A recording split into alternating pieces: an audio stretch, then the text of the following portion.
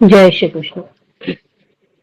गुरुर्ब्रह्मा गुरुर्विष्णुः गुरुर्देवो महेश्वरः गुरुः साक्षात् परब्रह्म तस्मै श्री गुरवे नमः। कृष्णाय वासुदेवाय हरये परमात्मने प्रणतक्लेशनाशाय गोविन्दाय नमो नमः। नमामि सद्गुरुं शान्तं सच्चिदानन्दविग्रहं पूर्णब्रह्मपरानन्दं ईशमानन्दिवल्लभम् कृष्णाय वासुदेवाय देवकीनन्दनाय च नन्दगोपकुमाराय गोविन्दाय नमो नमः।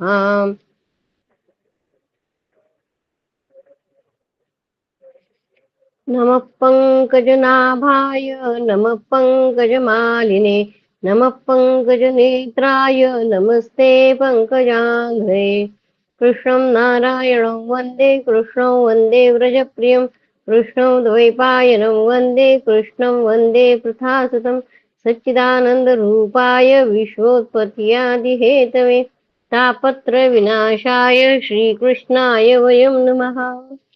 अहमेवासमेवाग्रे नान्यद्यत् सदसत्परं पश्चादहं यदेतच्च यो वशुष्येत सोऽस्म्यहं कृतेऽर्थं यत् प्रतीयेत न प्रतीयेत चात्मनि तद्विद्यादात्मनो माया यथा वासो यथा तमः यथा महातिभूतानि भूतेषु चावचेष्वनु प्रविष्टान्यप्रविष्टानि तथा तेषु न तेष्वहम् एतावदेव जिज्ञासेन तत्त्वजिज्ञासनात्मनः अन्वयव्यतिरेकाभ्यां यत्स्यात् सर्वत्र सर्वदा आदौ देवकी देवगर्भजननं गोपीगृहे वर्धनं मायापूतनजीवतापहरणं गोवर्धनोद्धारणं कंसच्छेदनः कौरवादिहननं कुन्तीसुतापालनम् एतद्भागवतं पुराणकथितं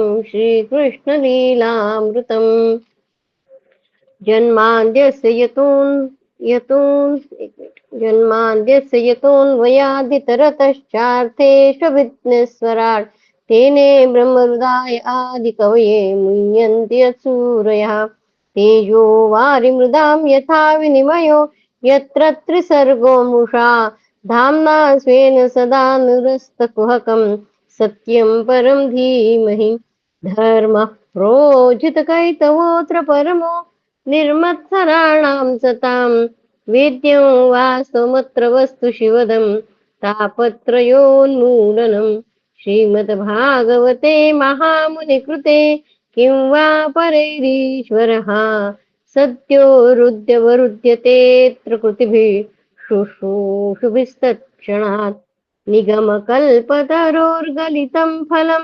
शुकमुखादमृतद्रवसंयुतं पिबत भागवतं रसमालयं मुहुरहो रसिका भुवि भावुकाः। ॐ नमो भगवते वासुदेवाय। ॐ नमो भगवते वासुदेवाय। कल हमने देखा कि जब भगवान अंतर्धान हो गए, गोपियों को मान हो गया कि भगवान हमारे साथ रास कर रहे थे और फिर वो अंतर्धान हो गए थे। फिर उनका विरह गीत हमने देखा, उनको कितना विरह हुआ और फिर भगवान फिर से आ गए थे। तब भगवान कहते हैं कि तुम लोग मेरे प्रेम में दोष मत निकालो, मैं छुप गया था इसलिए तुम मेरे प्रेम में दोष मत निकालो। तुम सब मेरी प्यारी हो और मैं तुम्हारा प्यारा हूँ। मेरी प्यारी गोपियों, तुमने मेरे लिए घर गृहस्थी की उन बेड़ियों को तोड़ डाला है जिन्हें बड़े बड़े योगी यति भी नहीं तोड़ पाते। मुझसे तुम्हारा यह मिलन, यह आत्मिक संयोग सर्वथा निर्मल और सर्वथा निर्दोष है। यदि मैं यदि मैं अमर शरीर से, अमर जीवन से अनंत काल तक तुम्हारे प्रेम और सेवा और त्याग का बदला चुकाना चाहूं तो भी मैं नहीं चुका सकता। भगवान कह रहे गोपियों से, मैं जन्म जन्म के लिए तुम्हारा ऋणी हूँ। तुम अपने सौम्य स्वभाव से प्रेम से मुझे उरुन कर सकती हो, तुरंत मैं तुम्हारा परंतु मैं तुम्हारा ऋणी रहूंगा। अतः त्रयस्त्रिंशोऽध्याय महारास। श्री सुखदेव जी कहते हैं, राजन, गोपिया भगवान की इस प्रकार प्रेम भरी सुमधुर वाणी सुनकर जो कुछ विरह जन्य ताप शेष था उससे भी मुक्त हो गई और सौंदर्य माधुर्य निधि प्राण प्यारे के अंग संग से सफल मनोरथ हो गई। भगवान श्री कृष्ण की प्रेयसी और सेविका गोपिया एक दूसरे की बाह में बाह डालकर खड़ी थी। उन श्री रत्नों के साथ यमुना जी के पुलीन पर भगवान ने अपनी रसमयी रस क्रीड़ा प्रारंभ की। संपूर्ण योगों के स्वामी भगवान श्री कृष्ण दो दो गोपियों के बीच में प्रकट हो गए और उनके गले में अपना हाथ डाल दिया। भगवान श्री कृष्ण दो गोपियों में एक श्री कृष्ण इस प्रकार प्रकट हो गए हैं और उनके गले में अपना हाथ डाल दिया है। इस प्रकार एक गोपी और एक कृष्ण, यही क्रम था। रास में क्या होता है कि भगवान अकेले मध्य भाग में खड़े रहते हैं और फिर वो रास है। महारास में ये है कि हर एक गोपी के साथ श्री कृष्ण है। सभी गोपियां ऐसा अनुभव करती थी कि हमारे प्यारे तो हमारे ही पास है। इस प्रकार सहस्र सहस्र गोपियों से शोभायमान भगवान श्री कृष्ण का दिव्य रासोत्सव प्रारंभ हुआ। उस समय आकाश में शत शत विमानों की भीड़ लग गई। सभी देवता अपनी अपनी पत्नियों के साथ वहां आ पहुंचे। रथोत्सव के दर्शन की लालसा से, उत्सुकता से उनका मन उनके वश में नहीं था। स्वर्ग की दिव्य दुंदुबियां अपने आप बज उठी। स्वर्गीय पुष्पों की वर्षा होने लगी। गंधर्वगण अपनी पत्नियों के साथ भगवान के निर्मल यश का गान करने लगे। रास मंडल में सभी गोपियां अपने प्रियतम श्याम सुंदर के साथ नृत्य करने लगी। उनकी कलाइयों के कंगन, पैरों के पायजेब और करधनी के छोटे छोटे घुंघरू एक साथ बज उठे। असंख्य गोपियां थी, इसलिए यह मधुर ध्वनि भी बड़े ही जोर की हो रही थी। यमुना जी की रमण रीति पर व्रज सुंदरियों के बीच में भगवान श्री कृष्ण की बड़ी अनोखी शोभा हुई। ऐसा जान पड़ता था मानो अगणित पीली पीली दमकती हुई स्वर्ण मणियों के बीच में ज्योतिर्मयी नीलमणि चमक रही है। नृत्य के समय गोपियां तरह तरह से ठुमक ठुमक कर अपने पांव कभी आगे बढ़ाती, कभी पीछे हटा लेती, कभी गति के अनुसार धीरे धीरे पांव रखती तो कभी बड़े वेग से, कभी चाक की तरह घूम जाती, कभी अपने हाथ उठा उठा कर भाव बताती तो कभी विभिन्न प्रकार से उन्हें चमकाती, कभी बड़े कलापूर्ण ढंग से मुस्कुराती तो कभी भौवे मटकाती। नाचते नाचते उनकी पतली कमर ऐसी लचक जाती थी मानो टूट गई हो। झुकने, बैठने, उठने और चलने की पूर्ति से उनके स्तन हिल रहे थे तथा वस्त्र उड़े जा रहे थे। कानों के कुंडल हिल हिलकर कपोलों पर आ जाते थे। नाचने के परिश्रम से उनके मुंह पर पसीने की बूंदें झलकने लगी थी। केशों की चोटियां कुछ ढीली पड़ गई थी। नीवी की गांठें खुली जा रही थी। इस प्रकार नटवर नंदलाल की परम प्रेयसी गोपियां उनके साथ गा गा कर नाच रही थी। परीक्षित, उस समय ऐसा जान पड़ता था मानो बहुत से कृष्ण तो सावले सावले मेघमंडल है और उनके बीच बीच में चमकती हुई गोरी गोपियां बिजली है। ऐसे जान पड़ता था कि बहुत से श्री कृष्ण तो सावले सावले मेघ है और उनके बीच बीच में चमकती हुई गोरी गोपियां बिजली है। उनकी शोभा असीम थी। गोपियों का जीवन भगवान की रति है, प्रेम है। वे श्री कृष्ण से सटकर नाचते नाचते ऊंचे स्वर से मधुर गान कर रही थी। श्री कृष्ण का संस्पर्श पा पाकर और भी आनंद मग्न हो रही थी। उनके राग रागनियों से पूर्ण गान से यह सारा जगत अब भी गूंज रहा है। कोई गोपी भगवान के साथ उनके स्वर में स्वर मिलाकर गा रही थी। वह श्री कृष्ण के स्वर की अपेक्षा और भी ऊंचे स्वर से राग आलापने लगी। उसके विलक्षण और उत्तम स्वर को सुनकर वे बहुत प्रसन्न हुए, वाह वाह करके उसकी प्रशंसा करने लगे। उसी राग को एक दूसरी सखी ने ध्रुपद में गाया। इसका भी भगवान ने बहुत सम्मान किया। एक गोपी नृत्य करते करते थक गई। उसकी कलाइयों से, कंगन और चोटियों से बेला के फूल खिसकने लगे। तब उसने अपने बगल में ही खड़े मुरली मनोहर श्याम सुंदर के कंधे को अपनी बाह से कसकर पकड़ लिया। भगवान बाजू में ही खड़े हैं उनके। भगवान श्री कृष्ण ने अपना एक हाथ दूसरे गोपी के कंधे पर रखा। वह स्वभाव से तो कमल के समान सुगंध से युक्त था। भगवान का हाथ स्वभाव से ही कमल के समान सुगंध से युक्त था ही। उस पर बड़ा सुगंधित चंदन का लेप भी था।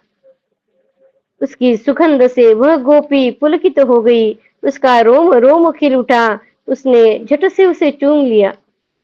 एक गोपी नृत्य कर रही थी। नाचने के कारण उसके कुंडल हिल रहे थे। उनकी छटा से उसके कपोल और भी चमक रहे थे। उसने अपने कपोलों को भगवान श्री कृष्ण के कपोलों से सटा दिया और भगवान ने उसके मुंह में अपना चबाया हुआ पान दे दिया। कोई गोपी नुपुर और करधनी के घुंघरुओं को झनकारती हुई नाच और गा रही थी। वह जब बहुत थक गई तब उसने अपने बगल में ही खड़े श्याम सुंदर के शीतल कर कमलों को अपने दोनों स्तनों पर रख दिया। परीक्षित, गोपियों का सौभाग्य लक्ष्मी जी से भी बढ़कर है। गोपियों का सौभाग्य लक्ष्मी जी से भी बढ़कर है। लक्ष्मी जी के परम प्रियतम एकांत वल्लभ भगवान श्री कृष्ण को अपने परम प्रियतम के रूप में पाकर गोपियां गान करती हुई उनके साथ विहार करने लगी। भगवान श्री कृष्ण ने उनके गलों को अपनी भुज पाशा में बांध रखा था। उस समय गोपियों की बड़ी अपूर्व शोभा थी। उनके कानों में कमल के कुंडल शोभायमान थे। गुंगराली अलके कपोलों पर लटक रही थी। पसीने की बूंदे झलकने से उनके मुख की छटा निराली ही हो गई थी। वे रास मंडल में भगवान श्री कृष्ण के साथ नृत्य कर रही थी। उनके कंगन और पाय जेबों के बाजे बज रहे थे। भंवरे उनके ताल सुर में अपना सुर मिलाकर गा रहे थे और उनको उनके जूड़ों तथा चोटियों में गुथे हुए फूल गिरते जा रहे थे।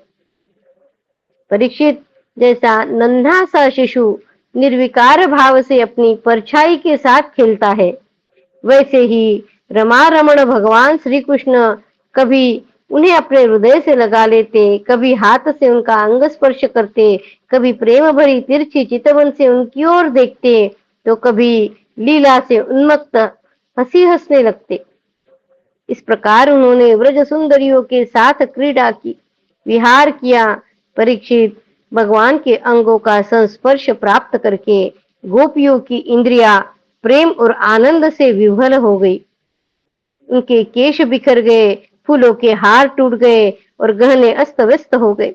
वे अपने केश, वस्त्र और कुंचकी को भी पूर्णतः संभालने में असमर्थ हो गई।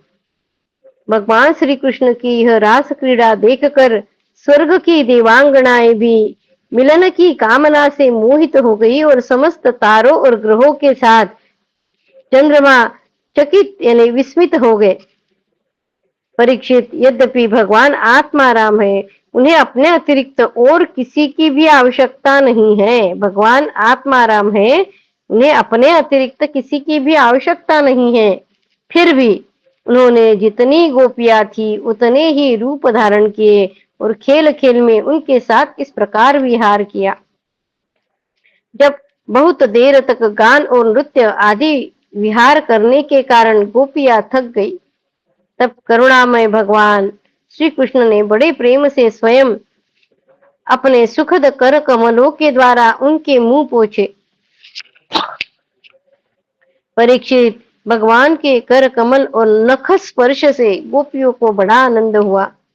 उन्होंने अपने उन कपोलों के सौंदर्य से, जिन पर सोने के कुंडल झिलमिला रहे थे और घुंघराली अलके लटक रही थी, तथा उस प्रेम भरे चितवन से जो सुधा से भी मीठी मुस्कान से उज्जवल हो रही थी, भगवान श्री कृष्ण का सम्मान किया और प्रभु की परम पवित्र लीलाओं का गान करने लगी।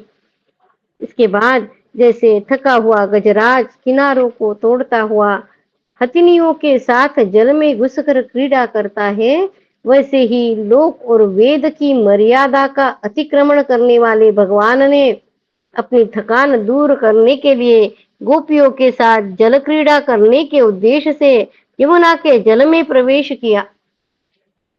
उस समय भगवान की वनमाला गोपियों के अंग की रगड़ से कुछ कुचल सी गई थी और उनके वक्षस्थल की केसर से वह रंग भी गई थी। उसके चारों ओर गुनगुनाते हुए भंवरे उनके पीछे पीछे इस प्रकार चल रहे थे मानो गंधर्वराज उनकी कीर्ति का गान करते हुए पीछे पीछे चल रहे हो। परीक्षित, यमुना जल में गोपियों ने प्रेम भरे चितवन से भगवान की ओर देख देख कर तथा हंस हंस कर उन पर इधर उधर से जल की खूब बौछारें डाली। जल उलिच उलिच कर उन्हें खूब नहलाया। विमानों पर चढ़े हुए देवता पुष्पों की वर्षा वर्षा करके उनकी स्तुति करने लगे। इस प्रकार यमुना जल में स्वयं आत्मा राम भगवान श्री कृष्ण ने गजराज के समान जल विहार किया। इसके बाद भगवान श्री कृष्ण ब्रज युवतियों और भंवरों की भीड़ से घिरे हुए यमुना तट के उपवन में गए। वह बड़ा ही रमणीय था। उसके चारों ओर जल और स्थल में बड़ी सुंदर सुगंध वाले फूल खिले हुए थे। उनकी सुवास लेकर मंद मंद वायु चल रही थी। उसमें भगवान इस प्रकार विचरण करने लगे जैसे मदमत्त गजराज हथिनियों के झुंड के साथ घूम रहा हो। परीक्षित, शरद की वह रात्रि जिसके रूप में अनेक रात्रियां पुंजीभूत हो गई थी, बहुत ही सुंदर थी। चारों ओर चंद्रमा की बड़ी सुंदर चांदनी चिटक रही थी। काव्यों में शरद ऋतु की जिन रस सामग्रियों का वर्णन मिलता है उन सभी से वह युक्त थी वह रात्रि। उसमें भगवान श्री कृष्ण ने अपने प्रियसी गोपियों के साथ यमुना के पुलीन यमुना जी और उनके उपवन में विहार किया। यह बात स्मरण रखनी चाहिए कि भगवान सत्य संकल्प है।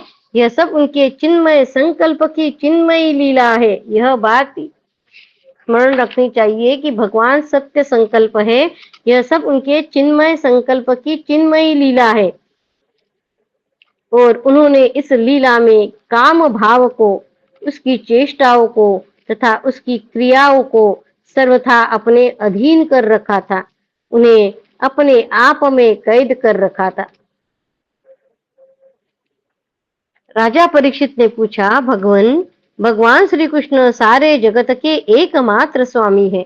उन्होंने अपने अंश श्री बलराम जी के सहित पूर्ण रूप में अवतार ग्रहण किया था। उनके अवतार का उद्देश्य ही यह था कि धर्म की स्थापना और अधर्म का नाश हो। भगवान के अवतरण का उद्देश्य यह था कि धर्म की स्थापना और अधर्म का नाश हो। ब्राह्मण, परीक्षित पूछ रहे शुकदेव जी से, ब्राह्मण वे धर्म मर्यादा के बनाने वाले, उपदेश करने वाले और रक्षक थे। भगवान स्वयं धर्म की मर्यादा पालने वाले और उपदेश करने वाले और रक्षक भी थे धर्म के। फिर उन्होंने धर्म के विपरीत पर स्त्रियों का स्पर्श कैसे किया? भगवान स्वयं धर्म की मर्यादा बताने वाले, उपदेश करने वाले और रक्षक थे। फिर उन्होंने स्वयं धर्म के विपरीत यह काम कैसे किया? पर स्त्रियों का स्पर्श कैसे किया? मैं मानता हूं कि भगवान श्री कृष्ण पूर्ण काम थे। उन्हें किसी भी वस्तु की कामना नहीं थी। फिर भी उन्होंने किस अभिप्राय से यह निंदनीय कर्म किया? परम ब्रह्मचारी मुनीश्वर, आप कृपा करके मेरा यह संदेह मिटाइए। श्री शुकदेव जी कहते हैं, सूर्य, अग्नि आदि ईश्वर कभी कभी धर्म का उल्लंघन और साहस का काम करते देखे जाते हैं।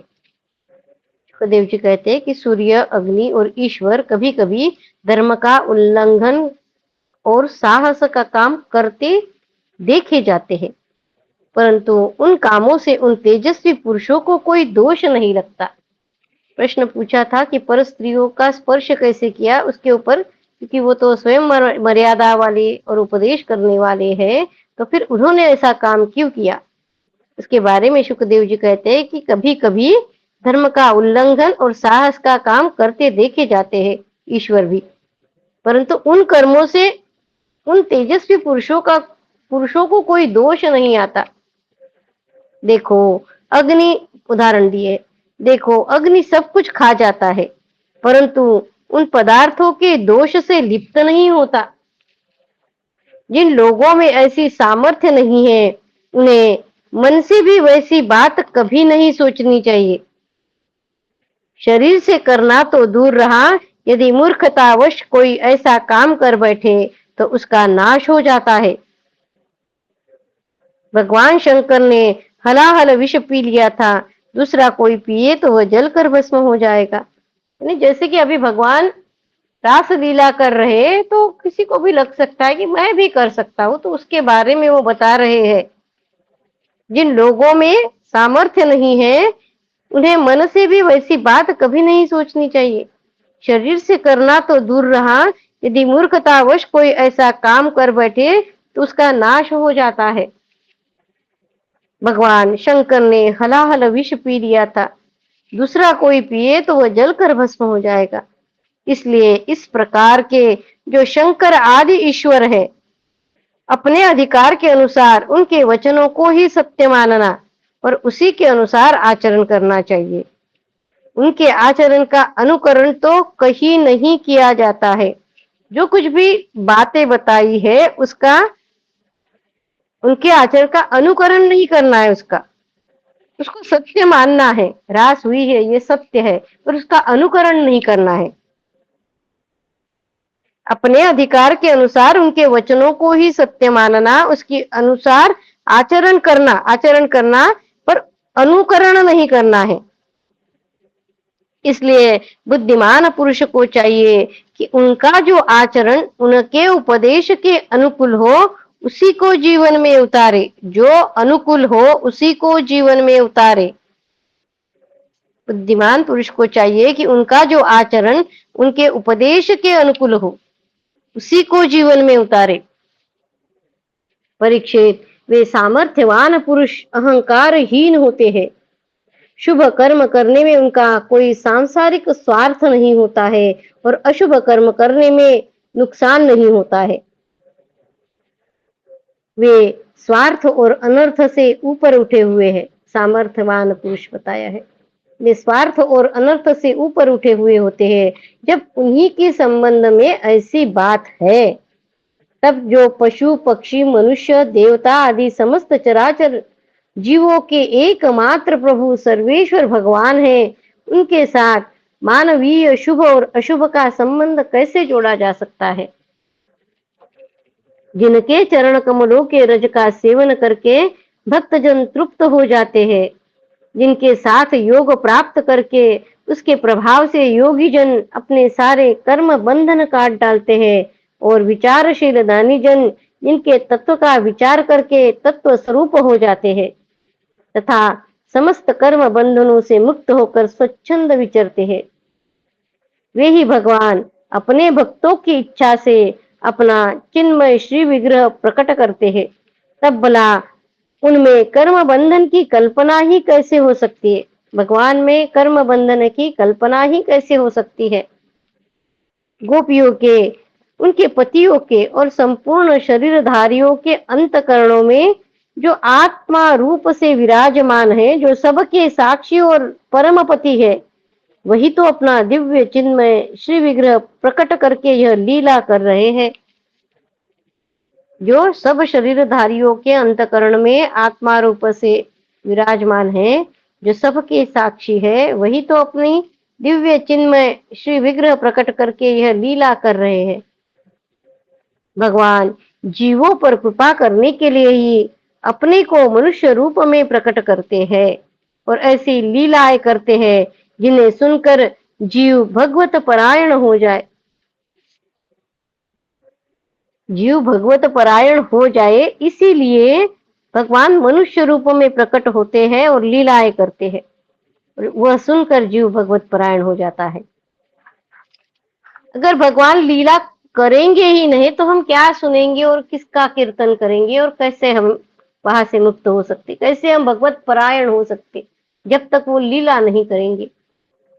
लीला है उनकी। ब्रजवासी गोपों ने भगवान श्री कृष्ण में तनिक भी दोष बुद्धि नहीं की।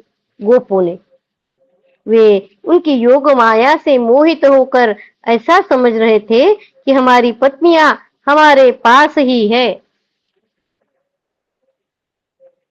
ब्रजवासी गोपों ने भगवान श्री कृष्ण में तनिक भी दोष बुद्धि नहीं की है। वे भगवान की योग माया से मोहित होकर, वो जो पति है गोपियों के, वो ऐसा, उनको ऐसा लग रहा है कि उनकी पत्नियां उनके, ऐसा समझ रहे हैं कि उनकी पत्नियां उनके ही साथ है। फिर ये लीला क्या है? हम जो अभी तक पढ़ रहे हैं, जो सब हमने देखा, तो वो कहते कि वो जो पति है उनके, वो तो ऐसे ही समझ रहे कि उनके साथ ही उनकी पत्नियां हैं। तो फिर वहां कौन गया?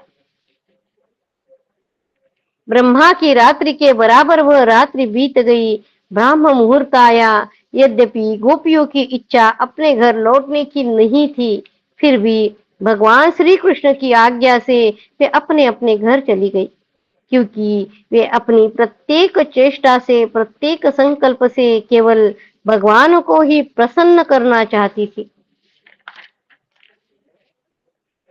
परीक्षित, जो धीर पुरुष व्रज युवतियों के साथ भगवान श्री कृष्ण के इस चिन्मय रास लीला का श्रद्धा के साथ बार बार श्रवण और वर्णन करता है, उसे भगवान के चरणों में पराभक्ति की प्राप्ति होती है और वह बहुत ही शीघ्र अपने हृदय के रोग यानी काम विकार से छुटकारा पा जाता है। उसका काम भाव सर्वदा के लिए नष्ट हो जाता है।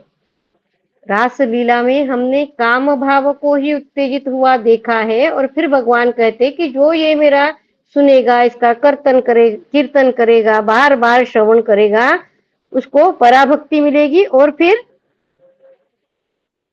काम विकार से वो छुटकारा पा जाएगा। इति श्रीमद्भागवते महापुराणे पारमहंस्यां संहितायां दशमस्कन्धे पूर्वार्धे रासक्रीडावर्णनं नाम त्रयस्त्रिंशोऽध्यायः। यहाँ पे उसका काम भाव सर्वदा के लिए नष्ट हो जाता है, ऐसा कहा है भगवान ने। उसके ऊपर बहुत बड़ा विश्लेषण है, क्योंकि हर एक में मन में रहता है कि ये भगवान ने ऐसा कैसे किया है, तो वो हमें पढ़ना चाहिए कि नहीं पढ़ना चाहिए। ठीक है, चलो पढ़ लेते हैं। श्रीमद् भागवत में ये रास लीला के 5 अध्याय, उसके 5 प्राण माने जाते हैं। ये जो 5 अध्याय थे वेणुगीत से शुरू हुए थे। रास लीला के 5 अध्याय 5 प्राण माने गए हैं। भगवान श्री कृष्ण की परम अंतरंग लीला, निज स्वरूप भूता गोपियों को और आह्लादिनी शक्ति श्री राधा जी के साथ होने वाली भगवान की दिव्याति दिव्य क्रीड़ा इन अध्यायों में कही गई है। रास शब्द का मूल रस है और रस स्वयं भगवान श्री कृष्ण ही है। रास शब्द का मूल रस है और भगवान श्री कृष्ण ही रस है। जिस दिव्य क्रीड़ा में एक ही रस, जिस दिव्य क्रीड़ा में एक ही रस अनेक रसों के रूप में होकर अनंत अनंत रस का समास्वादन करे, एक एक रस ही रस समूह के रूप में प्रकट होकर, एक रस ही रस समूह में प्रकट होकर स्वयं ही आस्वादक लीला धाम और विभिन्न आलंबन एवं उद्दीपन के रूप में क्रीड़ा करे, उसका नाम रास है। उन्होंने कहा कि रास शब्द का मूल रस है और जब एक रस ही रस के समूह में प्रकट होगा और फिर उसकी लीला और उसका धाम और उसका आस्वाद लेगा, उसका नाम रास है। भगवान की यह दिव्य लीला भगवान के दिव्य धाम में दिव्य रूप से निरंतर हुआ करती है। ये रास कहते हैं कि अभी भी समाप्त नहीं हुई, ये अभी भी चल रही है। कहाँ चल रही है?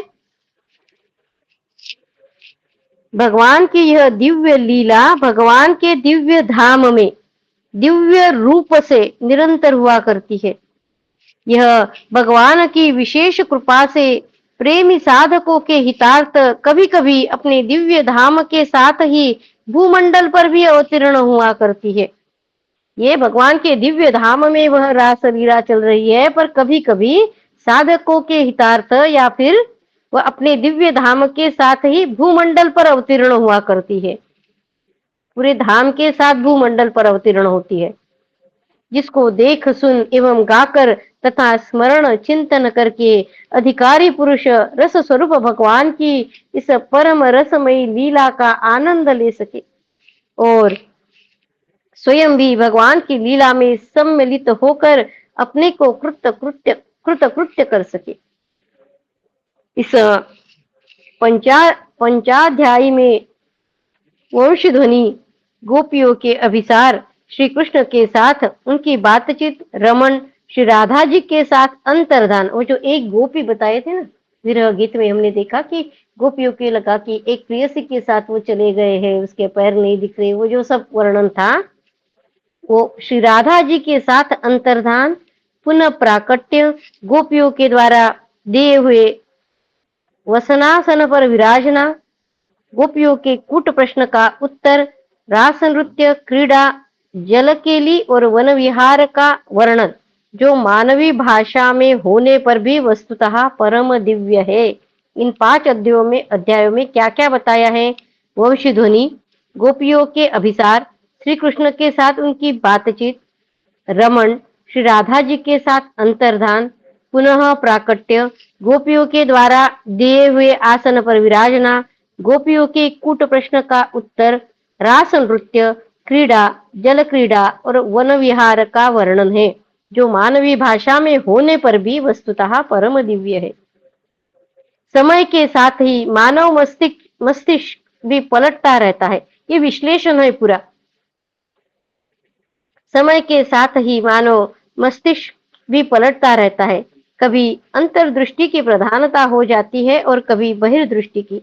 आज का युग ही ऐसा है, आज का युग ही ऐसा है जिसमें भगवान की दिव्य लीलाओं की तो बात ही क्या है, स्वयं भगवान के अस्तित्व पर भी अविश्वास प्रकट किया जा रहा है। आज के युग में भगवान की लीला की तो बात क्या है, भगवान हो गए, उनके अस्तित्व पर ही अविश्वास प्रकट किया जाता है। ऐसी स्थिति में इस दिव्य लीला का रहस्य न समझकर लोग तरह तरह की आशंका प्रकट करते हैं। इसमें आश्चर्य की कोई बात नहीं है। यह लीला अंतर्दृष्टि से और मुख्यतः भगवत कृपा से ही समझ में आती है। ये जो रास लीला है वो अपनी दृष्टि से नहीं, अंतर्दृष्टि से, और अगर भगवान की कृपा हो तो ही समझ में आएगी। जिन भाग्यवान और भगवत कृपा प्राप्त महात्माओं ने इसका अनुभव किया है वे धन्य है और उनकी चरण धूलि के प्रताप से ही त्रिलोकी धन्य है। उन्हीं की युक्तियों का आश्रय लेकर यहाँ रास लीला के संबंध में यत्किंचित लिखने की दृष्टता की जाती है। हनुमान जी प्रसाद पोद्दार जो है उन्होंने यह विश्लेषण लिखा है गीता प्रेस के। यह बात पहले ही समझ लेनी चाहिए कि भगवान का शरीर जीव शरीर की भांति जड़ नहीं होता। भगवान का शरीर जीव शरीर की भांति जड़ नहीं होता। जड़ की सत्ता केवल जीव की दृष्टि में होती है, भगवान की दृष्टि में नहीं। यह देह और यह देही है। इस प्रकार का भेदभाव केवल प्रकृति के राज्य में होता है। भगवान में ऐसा नहीं है कि ये देह है और ये देही है। अब प्राकृत लोक में जहाँ की प्रकृति भी चिन्मय है, सब कुछ चिन्मय ही होता है, वहाँ अचित की प्रतीति तो केवल चिद विलास अथवा भगवान की लीला की सिद्धि के लिए होती है। इसलिए स्थूलता में या यो कहिए कि जड़ राज्य में रहने वाला मस्तिष्क जब भगवान की अप्राकृत लीलाओं के संबंध में विचार करने लगता है, तब वह अपनी पूर्व वासनाओं के अनुसार जड़ राज्य की धारणाओं, कल्पनाओं और क्रियाओं का ही आरोप उस दिव्य राज्य के विषय में भी करता है। इसलिए दिव्य लीला के रहस्य को समझने में असमर्थ हो जाता है। पूर्व वासनाओं के अनुसार जड़ राज्य की धारणाओं, कल्पनाओं और क्रियाओं का ही आरोप उस दिव्य राज्य के विषय में भी करता है और इसलिए दिव्य लीला के रहस्य को समझने में असमर्थ हो जाता है। यह रास वस्तुतः परम उज्ज्वल रस का एक दिव्य प्रकाश है। यह रास वस्तुतः परम उज्ज्वल रस का एक दिव्य प्रकाश है। जड़ जगत की बात तो दूर रही, ज्ञान रूप या विज्ञान रूप जगत में भी यह प्रकट नहीं होता। अधिक क्या, साक्षात चिन्मय तत्व में भी इस परम दिव्य उज्ज्वल रस का लेशाभास भी नहीं देखा जाता। इस परम रस की स्फूर्ति तो परम भावमयी श्री कृष्ण प्रेम स्वरूपा गोपी जनों के मधुर हृदय में ही होती है। इस रास लीला के यथार्थ स्वरूप और परम माधुर्य का आस्वाद उन्हीं को मिलता है। दूसरे लोग तो इसकी कल्पना भी नहीं कर सकते। भगवान के समान ही गोपियां भी परम रसमयी और सच्चिदानंदमयी ही है। साधना के दृष्टि से भी उन्होंने न केवल जड़ शरीर का ही त्याग कर दिया है, बल्कि सूक्ष्म शरीर से प्राप्त होने वाले स्वर्ग, कैवल्य से अनुभव होने वाले मोक्ष और तो क्या जड़ता की दृष्टि का ही त्याग कर दिया है। उनके दृष्टि में केवल चिदानंद स्वरूप श्री कृष्ण है। उनके हृदय में श्री कृष्ण को तृप्त करने वाला प्रेमामृत है।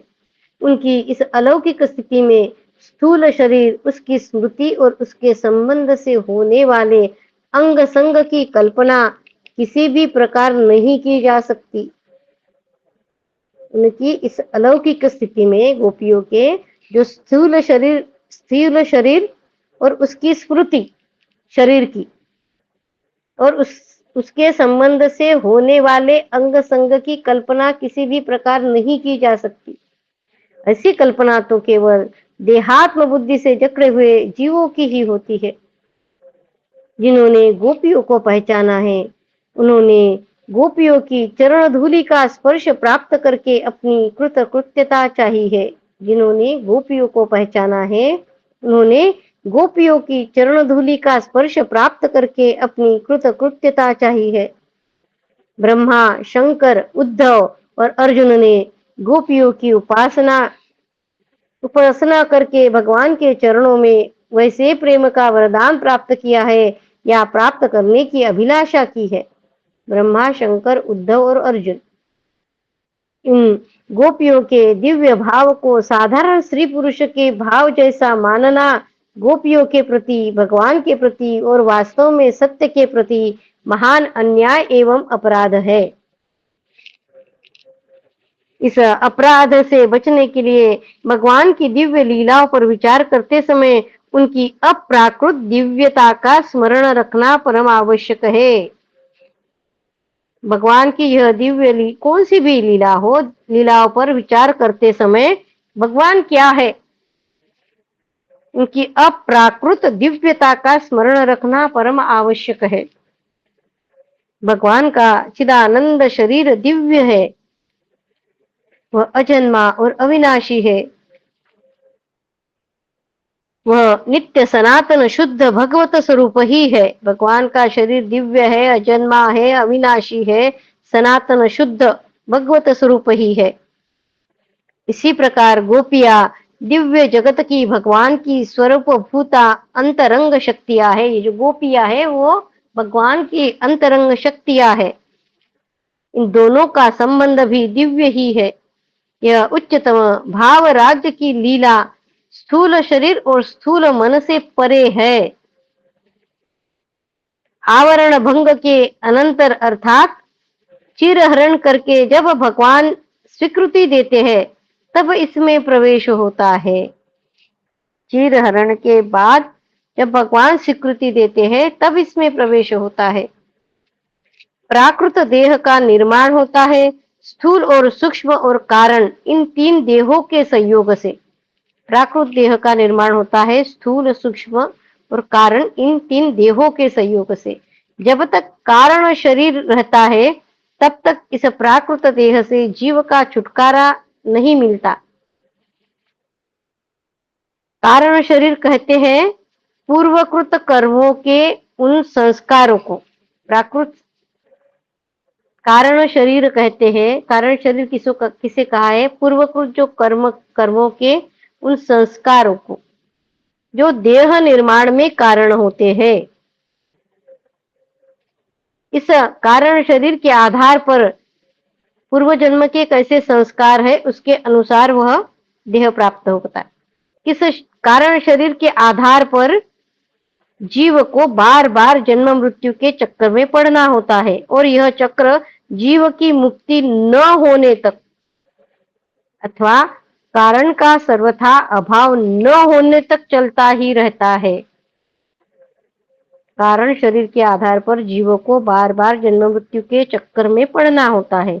यह चक्र जीव की मुक्ति न होने तक अथवा कारण का अभाव यानी कारण ही नहीं रहेगा तो फिर जन्म मृत्यु नहीं होगा, होने तक चलता रहता है। इसी कर्म बंधन के कारण पांच भौतिक स्थूल शरीर मिलता है। कर्म का बंधन होने के कारण ही स्थूल शरीर मिलता है, वो पांच भौतिक है। कैसा है शरीर? जो रक्त मांस अस्थि आदि से भरा और चमड़े से ढका होता है। प्रकृति के राज्य में जितने शरीर होते हैं सभी वस्तुतः योनि और बिंदु के संयोग से ही बनते हैं। जितने भी शरीर है वह योनि और बिंदु के संयोग से ही बनते हैं। फिर चाहे कोई काम जनित निकृष्ट मैथुन से उत्पन्न हो या ऊर्ध्वरेता महापुरुष के संकल्प से, बिंदु के अधोगामी होने पर कर्तव्य रूप श्रेष्ठ मैथुन से हो अथवा बिना ही मैथुन के नाभि हृदय कंठ कर्ण नेत्र सिर मस्तक आदि के स्पर्श से। हमने महाभारत में ये सारी चीजें बहुत बार देखी है। हमें भी आश्चर्य होता है कि उन्होंने उनको स्पर्श नहीं किया है और फिर गर्भ कैसे धारण रह गया, वो बात बता रहे हैं यहाँ पे। बिना ही स्पर्श के केवल दृष्टि मात्र से अथवा बिना देखे केवल संकल्प से ही उत्पन्न हो जाते हैं। ये मैथुनी अमैथुनी अथवा कभी कभी स्त्री या पुरुष शरीर के बिना भी उत्पन्न होने वाले शरीर कैसे कैसे उत्पन्न होते हैं वो बता रहे। सभी शरीर है योनि और बिंदु के संयोग जनित ही है। ये सभी प्राकृत शरीर है। इसी प्रकार योगियों के द्वारा निर्मित निर्माण काय यद्यपि अपेक्षाकृत शुद्ध है परंतु वे भी प्राकृत ही है। पितर या देवों के दिव्य कहलाने वाले शरीर भी प्राकृत ही है। अप्राकृत शरीर इन सब से विलक्षण है, जो महाप्रलय में भी नष्ट नहीं होते। जो अप्राकृत है वो महाप्रलय में भी नष्ट नहीं होते। और भगवत देह तो साक्षात भगवत स्वरूप ही है। भगवत देह तो साक्षात भगवत स्वरूप ही है। देव शरीर प्राय, अभी देव शरीर बता रहे, देव शरीर प्राय रक्त मांस मेद अस्थि वाले नहीं होते और अप्राकृत शरीर भी नहीं होते। देवों के जो शरीर है उसमें भी रक्त मांस मेद अस्थि नहीं होती है और जो अप्राकृत शरीर पर वो अप्राकृत भी नहीं होते हैं। जो भगवान के शरीर को उन्होंने अप्राकृत कहा है। फिर भगवान श्री कृष्ण का भगवत स्वरूप शरीर तो रक्त मांस अस्थिमय होता ही कैसे? वह तो सर्वथा चिदानंदमय है। उसमें देह देही गुण गुणी रूप रूपी नाम नामी और लीला तथा लीला पुरुषोत्तम का भेद नहीं है। श्री कृष्ण का एक एक अंग पूर्ण श्री कृष्ण है। श्री कृष्ण का मुखमंडल जैसे पूर्ण श्री कृष्ण है वैसे ही श्री कृष्ण का पद नख भी पूर्ण श्री कृष्ण है। ये भगवान का हर एक अंग पूर्ण है। एक अंग पूर्ण श्री कृष्ण है। श्री कृष्ण का मुखमंडल भी श्री कृष्ण है और श्री कृष्ण का पद का नख भी पूर्ण श्री कृष्ण है। श्री कृष्ण की सभी इंद्रियों से सभी काम हो सकते हैं। सभी इंद्रियों से सभी काम हो सकते हैं। उनके कान देख सकते हैं भगवान की, उनकी आंखें सुन सकती है, उनकी नाक स्पर्श कर सकती है, उनकी रसना सूंघ सकती है, उनकी त्वचा स्वाद ले सकती है, वे हाथों से देख सकते हैं, आंखों से चल सकते हैं। श्री कृष्ण का सब कुछ श्री कृष्ण होने के कारण वह सर्वथा पूर्णतम है। इसी से उनकी रूप माधुरी नित्य वर्धनशील, नित्य नवीन सौंदर्यमयी है। इसमें ऐसा चमत्कार है कि वह स्वयं अपने को आकर्षित कर लेती है। फिर उनके सौंदर्य माधुर्य से गऊ, हरिण, वृक्ष, बेल पुलकित हो जाए, इसमें कहना ही क्या है। भगवान के ऐसे स्वरूप भूत शरीर से गंदा मैथुन कर्म संभव नहीं है। भगवान के ऐसे स्वरूप भूत शरीर से गंदा मैथुन कर्म संभव नहीं है। मनुष्य जो कुछ खाता है उससे क्रमशः रस, रक्त, मांस, मेद, मज्जा और अस्थि बनकर अंत में शुक्र बनता है और इसी शुक्र के आधार पर शरीर रहता है और मैथुन क्रिया में उसी शुक्र का क्षरण हुआ करता है। भगवान का शरीर न तो कर्मजन्य है, न मैथुनी सृष्टि का है और न दैवी ही है। वह तो इन सब से परे सर्वथा विशुद्ध भगवत स्वरूप है। उसमें रक्त, मांस, अस्थि आदि नहीं है। भगवान के भगवत स्वरूप है, उनमें रक्त, मांस और अस्थि आदि नहीं है। अतएव उसमें शुक्र भी नहीं है। काम भावना बता रहे, इसलिए वो बता रहे कि शुक्र भी नहीं है। इसलिए भगवान को उपनिषद में अखंड ब्रह्मचारी बतलाया गया है। भगवान अखंड ब्रह्मचारी है और इससे भागवत में उनके अवरुद्ध सौरत आदि शब्द आए हैं। फिर कोई शंका करे कि उनके 16,108 रानियों के इतने पुत्र कैसे हुए, तो इसका सीधा उत्तर यही है कि यह सारी भगवती सृष्टि थी, भगवान के संकल्प से हुई थी।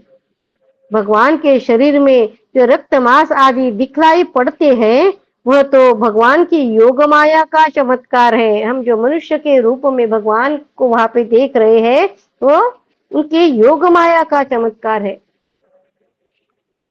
इस विवेचन से भी यही सिद्ध होता है कि गोपियों के साथ भगवान श्री कृष्ण का जो रमण हुआ है वह सर्वथा दिव्य भगवत राज्य की लीला है, लौकिक काम क्रीड़ा नहीं है। इन गोपियों की साधना पूर्ण हो चुकी है। भगवान ने अगली रात्रियों में उनके साथ विहार करने का प्रेम संकल्प कर लिया है।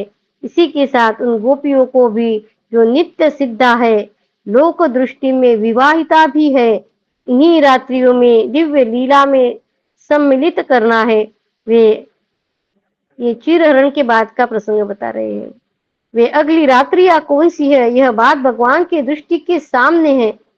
उन्होंने शारदीय रात्रियों को देखा। भगवान ने देखा, इसका अर्थ सामान्य नहीं विशेष है। जैसे सृष्टि के प्रारंभ में स ऐक्षत एकोहम बहुश्याम, एकोहम बहुश्याम, भगवान के इस ईक्षण से जगत की उत्पत्ति होती है। वैसे ही रास के प्रारंभ में भगवान के प्रेम वीक्षण से शरत काल की दिव्य रात्रियों की सृष्टि होती है। रास के प्रारंभ में भगवान के प्रेम वीक्षण से शरत काल की दिव्य रात्रियों की सृष्टि होती है। मल्लिका, पुष्प, चंद्रिका आदि समस्त उद्दीपन सामग्री भगवान के द्वारा वीक्षित है, अर्थात लौकिक नहीं है, अलौकिक है, अप्राकृत है। गोपियों ने अपना मन श्री कृष्ण के मन में मिला दिया था। उनके पास स्वयं मन न था। गोपियों ने अपना मन श्री कृष्ण के मन से मिला दिया था, उनके पास स्वयं मन न था। अब प्रेमदान करने वाले श्री कृष्ण के विहार के लिए नवीन मन की दिव्य मन की सृष्टि की। भगवान ने सब किया है। ये योगेश्वर भगवान श्री कृष्ण की यही योग माया है। उनका मन गोपियों के पास तो था ही नहीं, वो श्री कृष्ण में विलीन हो गया था। तो फिर विहार करने के लिए उन्होंने नवीन मन की, दिव्य मन की सृष्टि की है भगवान ने। योगेश्वरेश्वर भगवान श्री कृष्ण ही योग माया है, जो रास लीला के दिव्य स्थल दिव्य स्थल, दिव्य सामग्री एवं दिव्य मन का निर्माण करती है। भगवान की योग माया ही उस स्थल का, उस सामग्री का और उस मन का भी निर्माण करती है। इतना होने पर भगवान की बांसुरी बजती है। भगवान की बांसुरी जड़ को चेतन और चेतन को जड़, चल को अचल और अचल को चल, विक्षिप्त को समाधिस्थ और समाधिस्थ को विक्षिप्त बनाती रहती है बांसुरी। भगवान का प्रेम दान प्राप्त करके गोपियां निसंकल्प निश्चिंत होकर घर के काम में लगी हुई थी। कोई गुरुजनों की सेवा शुश्रूषा धर्म के काम में लगी हुई थी, कोई गोदोहन आदि अर्थ के काम में लगी हुई थी, कोई साज श्रृंगार आदि काम के साधन में व्यस्त थी। किस किस काम में गोपियां लगी है उसका वो क्या अर्थ है वो भी बताए ने। गुरुजनों की सेवा कर रही है तो फिर धर्म का काम कर रही है। फिर कहा है कि गो दोहन आदि अर्थ के लिए काम कर रही थी। फिर कहा है कि साज श्रृंगार के काम में लगी थी, तो कहा है कि काम भावना के साधन में व्यस्त थी। फिर कहते हैं कि कोई पूजा पाठ आदि पूजा कर रही, तो फिर मोक्ष साधन में लगी थी। सब लगी हुई थी अपने अपने काम में, परंतु वास्तव में वे उनमें से एक भी पदार्थ चाहती न थी। ना मोक्ष चाहती थी, न धर्म चाहती थी, न काम चाहती थी। अपने अपने सब लगी हुई थी अपने अपने काम में, परंतु वास्तव में वे उनमें से एक भी पदार्थ चाहती न थी। यही उनकी विशेषता थी। और इसका प्रत्यक्ष प्रमाण यह है कि वंशीधनी सुनते ही कर्म की पूर्णता पर उनका ध्यान नहीं गया। क्यों छोड़कर चली गई आधे में सारे काम? क्योंकि उनमें से एक भी पदार्थ वो चाहती नहीं थी, काम तो कर रही थी। यही उनकी विशेषता थी कि उसका प्रत्यक्ष प्रमाण यह है कि वंशीध्वनि सुनते ही कर्म की पूर्णता पर उनका ध्यान नहीं गया। काम पूरा करके चले ऐसा उन्होंने सोचा ही नहीं। वे चल पड़ी उस साधक सन्यासी के समान जिसका हृदय वैराग्य की प्रदीप्त ज्वाला से परिपूर्ण है। किसी ने किसी से पूछा नहीं, सलाह नहीं की, अस्त व्यस्त गति से जो जैसी थी वैसे ही श्री कृष्ण के पास पहुंच गई। वैराग्य की पूर्णता और प्रेम की पूर्णता एक ही बात है। वैराग्य की पूर्णता और प्रेम की पूर्णता एक ही बात है,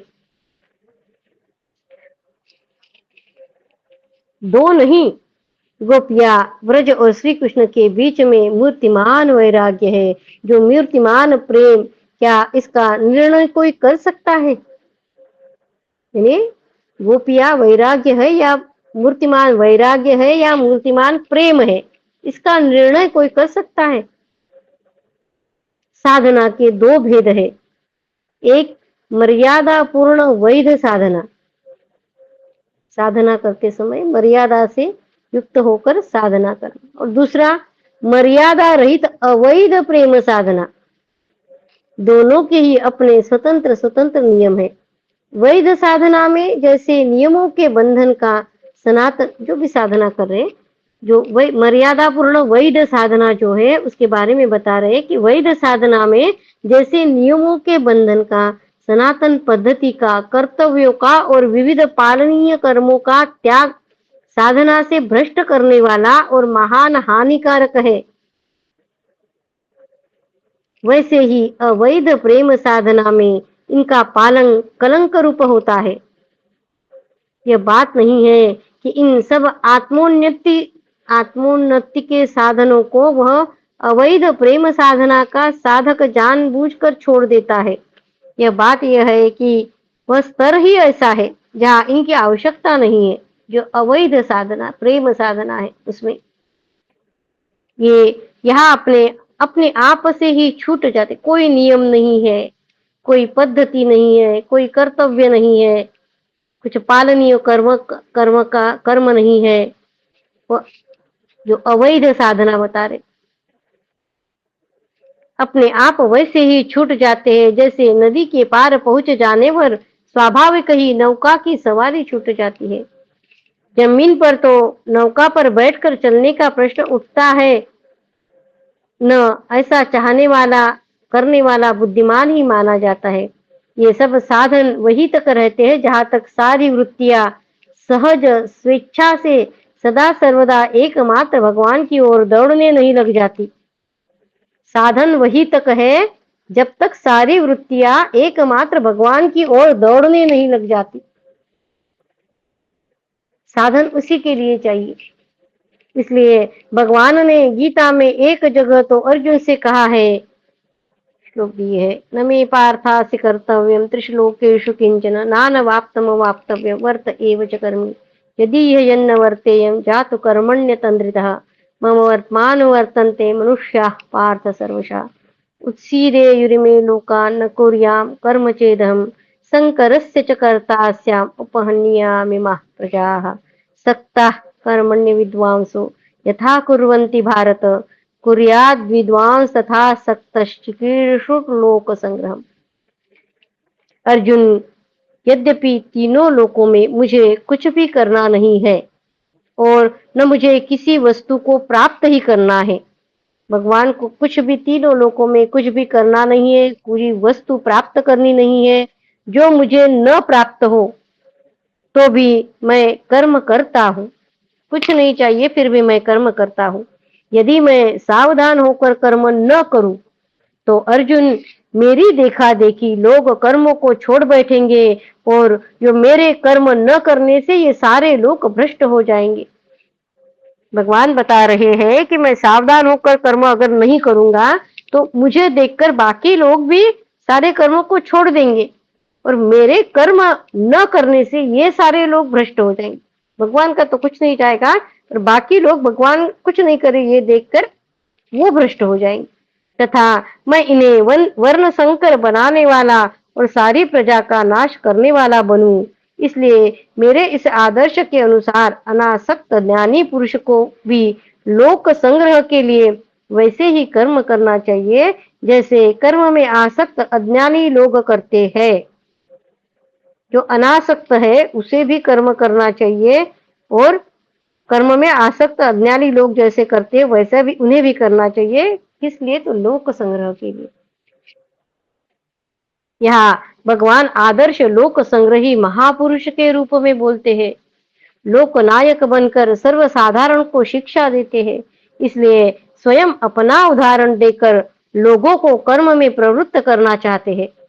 यही भगवान उसी गीता में जहाँ अंतरंगता की बात कहते हैं वह स्पष्ट कहते हैं, सर्वधर्मान परित्यज्य मामेकं शरणं व्रज। सारे धर्मों का त्याग करके तू केवल एक मेरी शरण में आ जा। यह बात सबके लिए नहीं है। इसी से भगवान सबसे बढ़कर छिपी हुई गुप्त बात सर्वगुह्यतम कहकर इसके बाद के श्लोकों में कहते हैं, इदं तेना तपस्काय ना भक्ताय कदेवाच्यन्न च मायोऽभ्यसूयति। भैया अर्जुन, इस सर्वगुह्यतम बात को जो इंद्रिय विजयी तपस्वी न हो, इस सर्वगुह्यतम बात को जो इंद्रिय विजयी तपस्वी न हो, मेरा भक्त न हो, सुनना न चाहता हो और मुझ में दोष लगाता हो, उसे न कहना। भगवान खुद अपना बता रहे हैं कि ये जो सर्वगुह्यतम बात है, जो इंद्रिय विजयी तपस्वी न है, जो मेरा भक्त नहीं है, जो नहीं सुनना चाहता है और मुझ में दोष देखता है, उसे नहीं कहना। गोपीजन साधना के इस उच्च स्तर में परम आदर्श थी। इससे उन्होंने देह गेह पति पुत्र लोक परलोक कर्तव्य धर्म सबको छोड़कर सबका उल्लंघन कर एकमात्र परम धर्म स्वरूप भगवान श्री कृष्ण को ही पाने के लिए अभिसार किया था। उनका यह पति पुत्रों का त्याग, यह सर्व धर्म का त्याग ही उनके स्तर के अनुरूप स्वधर्म है। उनका यह पति पुत्रों का त्याग, यह सर्वधर्म का त्याग ही उनके स्तर के अनुरूप स्वधर्म है, क्योंकि वो भगवान को पाना चाहती थी। उनका एक ही परम धर्म था। इस सर्वधर्म त्याग रूप स्वधर्म का आचरण गोपियों जैसे उच्च स्तर के साधकों में ही संभव है, क्योंकि सब धर्मों का यह त्याग वही कर सकते हैं जो इसका यथाविधि पूरा पालन कर चुकने के बाद इसके परम फल अनन्य अचिंत्य देव दुर्लभ भगवत प्रेम को प्राप्त कर चुकते हैं। वे भी जानबूझकर त्याग नहीं करते। सूर्य का प्रकाश सूर्य का प्रखर प्रकाश हो जाने पर तैल दीपक की भांति स्वयं ही ये धर्म उसे त्याग देते हैं। यह त्याग तिरस्कार मूलक नहीं, वर तृप्ति मूलक है। भगवत प्रेम की उच्च स्थिति का यही स्वरूप है। देवर्षि नारद जी का एक सूत्र है जो वेदों का वेद मूलक समस्त धर्म मर्यादाओं का भी भली भांति त्याग करता है, वह अखंड असीम भगवत प्रेम को प्राप्त करता है। जो वेदों का भी भली भांति त्याग कर देता है, सारे धर्म मर्यादाओं का भी त्याग कर देता है, वह अखंड असीम भगवत प्रेम को प्राप्त करता है। जिसको भगवान अपनी वंशी ध्वनि सुनाकर नाम ले लेकर बुलाए, वह भला किसी दूसरे धर्म की ओर ताक कर कब और कैसे रुक सकता है।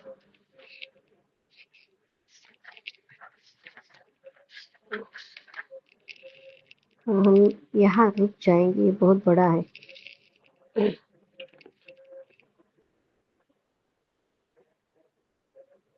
भव कृष्णाय वासुदेवाय हरये परमात्मने प्रणतक्लेशनाशाय गोविन्दाय नमो नमः।